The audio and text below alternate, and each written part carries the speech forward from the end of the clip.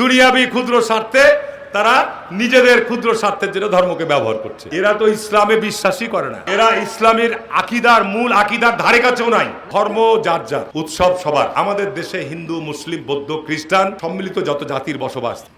আমার কাছে ডকুমেন্ট আছে, এখানে আপনার রোজা এবং পূজা মুদ্রার এপিডোপিট। কে বলেছে? শিশির মনির। ঠিক না বেটি বলছি?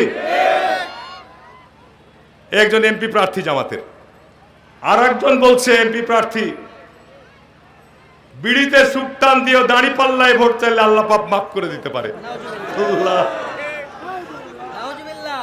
জামাতের সেক্রেটারি বলছে আপনি যদি জামাত না করেন আপনি স্পষ্ট অমুসলিম। দেখেন তো, আর একটা ভণ্ড মুফতি নামধারী আছে আপনার, ওই যে হামজা, ও বলছে জামাত ইসলামকে একটা ভোট দিলে আপনি 18 কোটি মানুষের নামাজের সওয়াব পাবেন। নাউজুবিল্লাহ। কোথায় নিয়ে গেছে ধর্মকে দেখেন।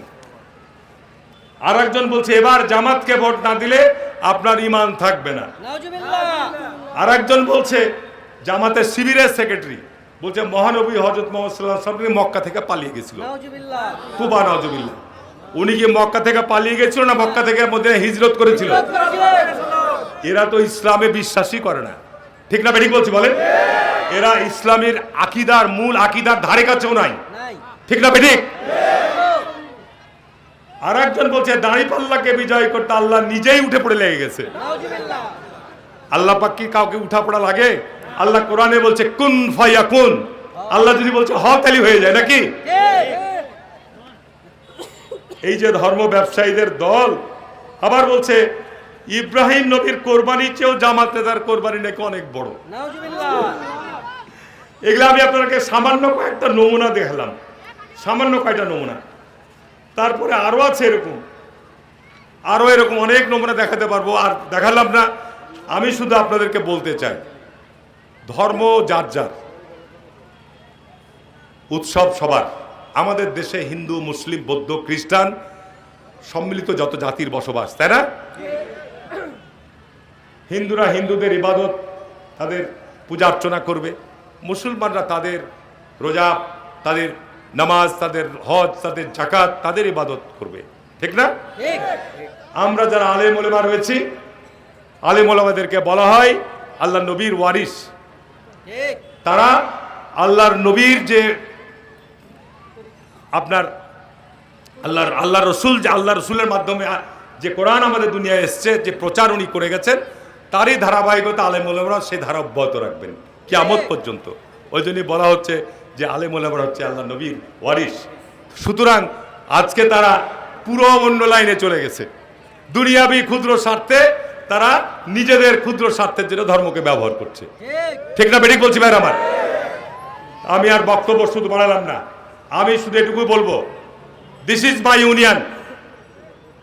এটা আমার প্রাণ, এটা আমার হার্ট। এই ইউনিয়নের লোকেরা শুধু এই ইউনিয়নে নয়, এই ইউনিয়ন থেকে সমস্ত ইউনিয়নে আপনারা ছড়িয়ে যাবেন। হারুন এমপির জন্য দোয়া করবেন, আরবের জন্য ভোট চাবেন। আর আপনাদের এলাকার দাবি দেওয়ার ব্যাপারে আমার কাছে আপনাদের কাউরি যাওয়া লাগবে না। আমি এলাকার রাস্তাঘাট কোনটা, আমি 30 বছর থেকে এলাকায় রাজনীতি করছি। আনাচে কানাচে, অলিতে গলিতে সমস্ত জায়গা আমি চিনি। রহমত চেয়ারম্যান হওয়ার পরে ওকে সবসময় তাগাদা দিই, এই কোন রাস্তাটা মেরামত করা লাগবে, কোন রাস্তাটা প্রশস্ত করা লাগবে, কোন রাস্তাটায় তোমার নতুন কাঁচা আছে পাকা করা লাগবে। রহমত চেয়ারম্যান হওয়ার পর আমি যখন এমপি ছিলাম, আমাকে বললো ভাই এখন রাস্তাঘাট কিচ্ছু লাগবে না, আমার এলাকায় সবচেয়ে বড় সমস্যা ওই 1, 2, 3 নম্বর ওয়ার্ডে পানি পাই না, আপনি পানির ব্যবস্থাটা একটু করে দেন। আমি আপ্রাণ চেষ্টা করেছিলাম, প্রায় 30-40 লক্ষ টাকা আমি ব্যয় করেছিলাম, ওখানে 4টা পাম্প বসিয়েছিলাম, বহুত প্রায় 30-40টা বোরিং করে পানি কোনো জায়গায় ভালো পাওয়া যায়নি।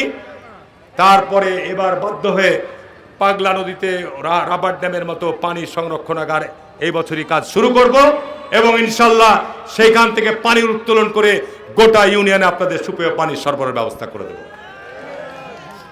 আমরা তো আমাদের রাজনৈতিক কর্মসূচি ঘোষণা করছি, আমরা তো আমাদের এত পরিকল্পনা ঘোষণা করছি, আর প্রতিপক্ষরা এসে আমাদেরকে যত রকমের গালে গালাজ দিচ্ছে। আর বক্তব্য বাড়ালাম না, আজকের প্রধান বক্তা অনেকদিন পর এসছে, হ্যাঁ, আর আরো পাবেন শুনতে। আজকে তো প্রথম মিটিং, সাংবাদিকরা তাকিয়ে দেখো, রানিয়াট ইউনিয়নের মা বোন এলাকার মানুষ আজকে কিভাবে এই প্রথম জনসভায় আজকে সকলে সমাবেত হয়েছে। এর মধ্য দিয়ে প্রমাণ হয় আগামী নির্বাচন ধানের শীষের বিজয় সুনিশ্চিত। সবাইকে ধন্যবাদ। আসসালামু আলাইকুম।